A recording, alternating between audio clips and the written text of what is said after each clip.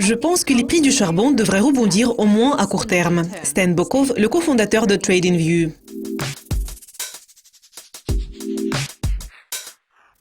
Donald Trump a déclaré à plusieurs reprises lors de sa campagne qu'il allait réanimer l'industrie du charbon aux États-Unis.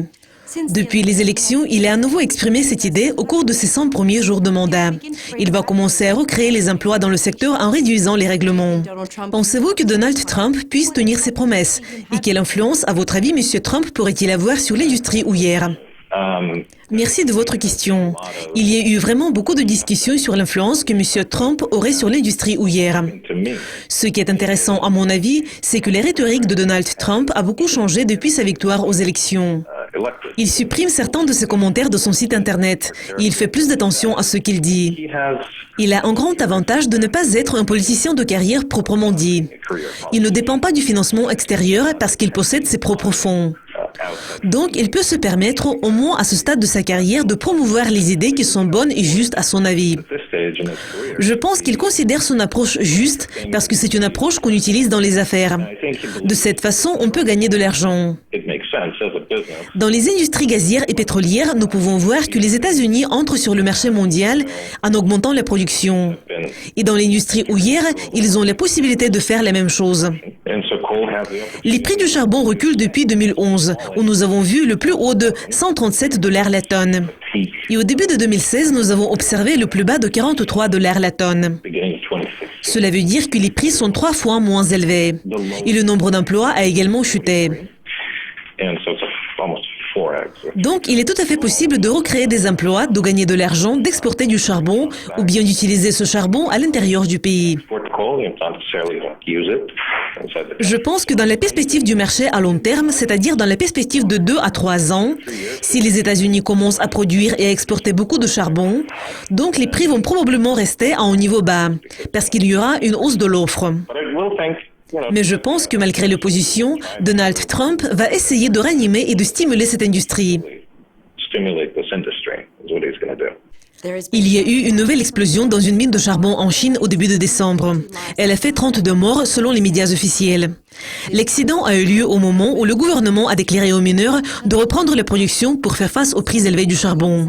Pensez-vous que cet accident puisse avoir un impact sur le marché du charbon à long terme? C'est un événement terrible. Et malheureusement, des accidents pareils ont souvent lieu en Chine en raison d'un certain nombre de facteurs qui influencent les entreprises produisant du charbon. Elles essaient d'augmenter les productions malgré certaines règles de sécurité. Et je pense qu'elles vont continuer à le faire. Je pense que se basant sur les tendances historiques, la Chine va produire et brûler plus de charbon. Beaucoup de besoins énergétiques du pays dépendent du charbon. Mais en plus, les prix augmentent actuellement. Donc, s'ils augmentent encore plus, le pays va commencer à exporter du charbon. Et cela est nécessaire, à mon avis, pour éviter des troubles civils. Je pense que dans le contexte actuel, le gouvernement va introduire de nouvelles peines ou punitions pour l'échec des mesures de sécurité pour éviter de tels accidents. Mais je pense que la Chine va essayer d'augmenter les productions. Les analystes prévoient qu'à long terme, la Chine va parvenir à l'équilibre entre la demande et l'offre intérieure de charbon. Les prix du charbon et les importations de charbon vont reculer. Est-ce que vos prévisions pour l'industrie du charbon sont en ligne avec ce point de vue? C'est une question ouverte, parce qu'il est assez difficile de prévoir les situations à long terme. À long terme, nous pourrions probablement voir un équilibre entre l'offre et la demande.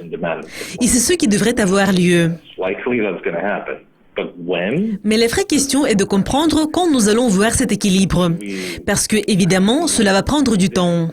Et ce sont des perspectives à long terme. Donc, en général, je pense que l'utilisation du charbon en Chine peut diminuer d'ici 10, 20, 30 ans, compte tenu du rythme auquel la Chine essaie de développer de nouvelles technologies et de passer des énergies fossiles aux énergies renouvelables. La Chine essaie de produire de l'énergie de l'environnement. Donc la Chine va développer de nouvelles technologies. Et compte tenu de ce que la Chine a tendance à se plonger complètement dans tel ou tel projet, elle fera tout pour réduire les coûts de production. Et si la Chine passe éventuellement aux nouvelles technologies, cela va évidemment influencer la demande de charbon du pays. Mais je pense que les prix du charbon devraient rebondir au moins à court terme. S'il s'agit des prévisions pour 2017, je pense que nous allons voir une hausse progressive des prix du charbon au cours de l'année. Merci de vos commentaires, Sten. Cela conclut notre interview sur le charbon. Restez à l'écoute de Dukascopy TV pour découvrir plus de nouvelles. Au revoir.